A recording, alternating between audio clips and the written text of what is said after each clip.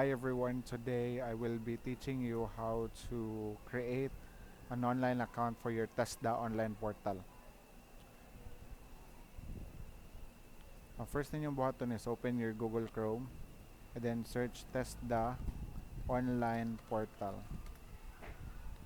I-click lang ang result and then I want you to click or create an account. So just scroll down, you can read the protection and then scroll down, click I agree to TESDA Online Program Privacy Note.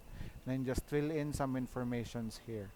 So after that, this will be the home screen. So you will be seeing in here the TESDA home screen, and then these are the sectors. So for CSS, we need to go to the ICT, and then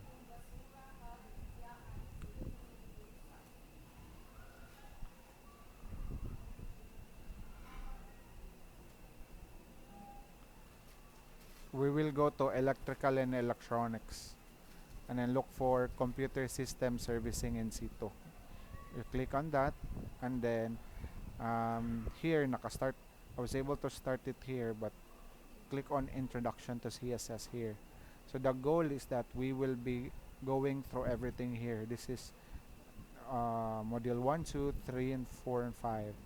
So there is an indicator of how many percentage we're able to finish, and the goal is we need to finish everything. Alright, while everyone is doing hands-on, since we cannot accommodate all the students, so we will be utilizing this. So you will either use your phone or you can use a PC to go through each module. So you click here, introduction to CSS.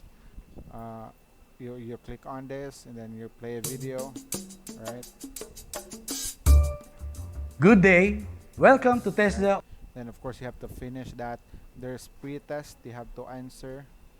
All right. So this is just a 10-item exam. So so the goal is that everyone here for module 1 there are lessons. You cannot skip everything. Unless you are finished to lesson 3, you can go to topic 3. So the goal here is that by the end of this month, we will be able to finish this course. So if you have any questions, please comment down below or PM your teacher for instruction. Once done, you will be provided with a certificate. That means you completed the you completed the course for TESDA Online. So after that, you are now eligible for assessment. Right, good luck, computer system servicing students. Have a wonderful one. Bye-bye.